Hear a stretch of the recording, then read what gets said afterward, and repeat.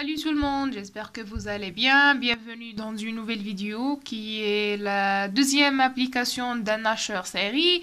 On a bien le même montage, sauf que les questions seront plus ou moins différentes. Alors, on a toujours le moteur à courant continu. Ici, il est inclus dans ce montage. Le Asher K fonctionne à une fréquence F égale à 500 Hz. Et l'interrupteur K est fermé entre 0 et alpha t, ça veut dire entre 0 et alpha t, le K il est fermé, et entre alpha t et t, le K il est ouvert. C'est donné. Et la diode est supposée parfaite, l'inductance de la bobine de lissage, elle, est de valeur suffisante pour que le courant dans le moteur, ce courant-là soit constant, ça veut dire I a une valeur constante. La résistance de l'induit R est égale à 1 ohm. Alors la première question, c'est de représenter les allures de U et UK en fonction du temps.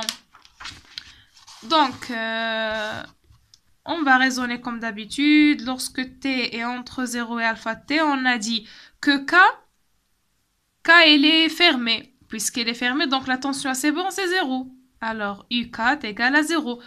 D'autre part, puisque il est fermé, donc la diode elle est bloquée et la tension U sera exactement E. Alors, UK est égal à 0 et U est égal à E. Entre alpha t et t, maintenant, c'est le K, il est ouvert. Puisqu'il est ouvert, la diode est passante. Et lorsque la diode est passante, on a la tension à ces bornes qui est égale à 0. Ça veut dire U est égal à 0. Et puisque le K il est ouvert, alors la tension à ces bornes est E. Alors, UK, ça sera E. Donc, on a nos équations. On peut tout simplement tracer l'allure. Alors, ici, ils nous ont donné le F, donc on peut déduire le T, c'est 1 sur F, 1 sur 500, c'est 2 millisecondes. Donc, si on veut être précis. Alors, je vais tracer la tension U en vert et la tension UK en rouge. Je désigne par cette valeur le E et aussi on a le E, donc on peut écrire 220. Je vais prendre ça, c'est T, qui fait 2 millisecondes, et de T.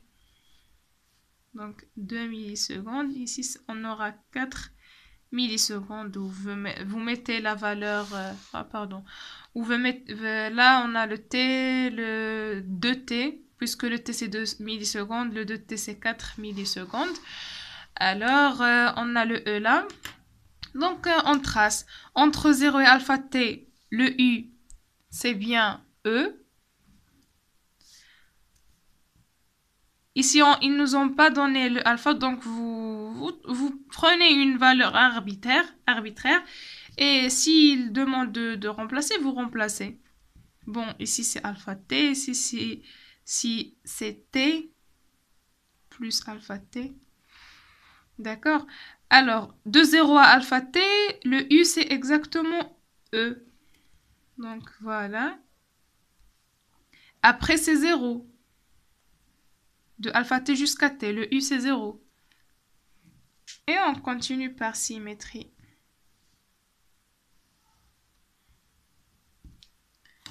Pour le UK, c'est le contraire. Donc, ici, c'est UK est nul. Puis, il passe à E.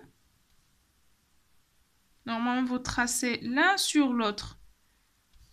Je fais un décalage seulement pour qu'il soit clair.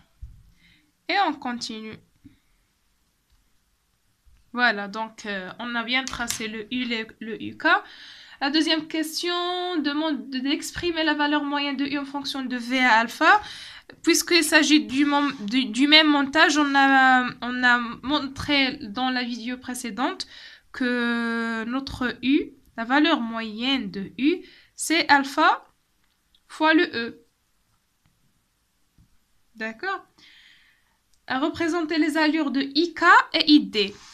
Normalement, ID, c'est le courant qui passe dans la diode. ID. Et IK, le courant qui passe dans notre hacheur. Alors, vous pouvez remarquer par loi des nœuds que notre I, c'est ID plus IK. On va le noter quelque part. Le I, c'est ID plus IK. Et on va tracer l'allure. On a dit que ce I est constant. Ce I est constant. D'accord? Alors, je peux désigner la valeur de I là. De même, je vais tracer le IK en vert, le ID en rouge. Pour IK, c'est le courant traversant le hacheur. Alors, lorsque le hacheur est fermé, c'est le premier cas. Alors, le courant IK est exactement I. Mais tout d'abord, je dois désigner le T, le 2T, ici le alpha T, et ici alpha T plus T. Bon, le K est fermé de 0 à alpha T. Et lorsqu'il est fermé, le courant qui le traverse est exactement le grand I. Donc, c'est ça. Après, puisqu'il est bloqué, donc pas de courant qui circule. C'est 0. Et on fait de même. Pour ID, c'est le courant traversant la diode. Lorsque la diode est bloquée, c'est le cas entre 0 et alpha T, c'est 0. Lorsqu'il est passant, c'est I. C'est de cette relation. Parce que lorsque la diode est passante, le cas il est ouvert. Lorsque la diode est bloquée, le cas il est fermé. Donc, la valeur de I sera prise tantôt par le courant traversant la diode, tantôt par le courant traversant le cas. Ainsi de suite. La question suivante demande d'exprimer les valeurs moyennes des courants IK et ID en fonction de I et alpha. Donc, de même, la valeur moyenne, il a une forme 1 sur T, l'intégrale de 0 à T. Ici, le courant IK s'annule entre alpha T et T, donc je vais intégrer jusqu'à alpha T. La valeur de IK dans cet intervalle, c'est grand I. Donc, en faisant l'intégrale, c'est I fois alpha T sur T, c'est alpha. Donc, le IK, c'est alpha I. Et normalement, pour le ID, ça sera 1 moins alpha I. Pourquoi? Parce que on a cette relation ID plus IK, c'est I. Donc, puisque le ID, c'est alpha I, donc IK, c'est 1 moins alpha I. Ou bien, vous faites l'intégrale. IK, c'est 1 sur T. Normalement, il n'est pas nul entre alpha T et T. Donc, vous intégrez entre alpha T et T, I. Si vous faites l'intégrale, c'est I, T moins alpha T, ça fait 1 moins alpha fois T, et il va se simplifier avec T. Donc, c'est I fois 1 moins alpha. On a bien exprimé IK, pardon, c'est D. On a bien exprimé le IK et le ID, la valeur moyenne des deux courants en fonction de alpha, rapport cyclique, et notre courant qui traverse la charge. Alors, la question suivante demande de déterminer l'intensité I du courant dans le moteur en fonction de V, E, R et alpha. Ça veut dire I en fonction de V, E, R et alpha. Alors, c'est simple, on va utiliser la loi des mailles. Comme d'habitude, c'est la même loi qu'on utilise toujours. On aura U directement en valeur moyenne. U, c'est la valeur moyenne de US, c'est 0. Il nous reste R fois la valeur moyenne de I plus E'. Alors, le I sera le courant I sera U moins E' sur R. Et on sait que la valeur moyenne de U, c'est alpha fois E. Alors, c'est alpha fois E moins E' sur R. On a E, c'est 220 volts. Ils ont donné alpha, c'est 0,7. E', c'est 145.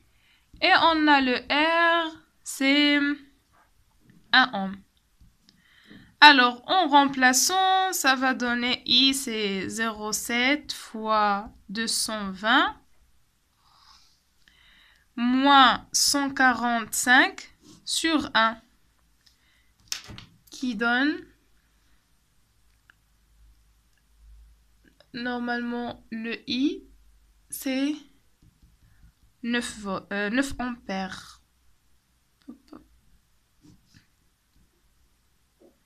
I est égal à 9 ampères. Alors, maintenant, on doit établir la relation liant la vitesse n du moteur à alpha. Pour E, est égal à 0,153 n. Normalement, on a la relation. Notre E ici, c'est E', normalement. Notre E'. De cette relation, on peut tirer le E', c'est la valeur moyenne de U moins R fois I, qui est 0,153 n. Donc, on peut tirer le n, qui est U, c'est la valeur moyenne de U, moins R fois I, sur 0,153. On peut remplacer la valeur moyenne de U, car ils ont donné seulement d'établir la relation en fonction de alpha, de R, I et le E. Alors c'est alpha fois E, le E c'est 220 alpha, R c'est 1 et I c'est 9, donc moins 9 sur 0,153. C'est notre n. La dernière question, c'est de tracer n en fonction de alpha. Donc, c'est une relation linéaire. Alors, on peut tout simplement la tracer. On remplace par des valeurs. Donc, pour alpha est égal à 0, n est égal à moins 9 sur 0,153. Donc, supposons que c'est cette valeur, c'est moins 9 sur 0,153. Pour alpha est égal à 0. Donc, c'est le premier point. On peut, par exemple, voir là où elle s'annule. Elle s'annule pour alpha est égal à 120. À 9 sur 120, pour que 9 sur 120, 9 moins 9, c'est 0. Donc, une valeur quelque part là, 9 sur 120. Normalement, c'est n en fonction de alpha. J'ai dit que, par exemple, on remplace des valeurs. Si on remplace alpha par 0, ça va donner moins 9 sur 0,153. C'est ça. Et par exemple, on cherche là où elle s'annule. Elle s'annule pour une valeur de 9 sur 120. C'est bien ce que j'ai tracé là. Et on fait la liaison.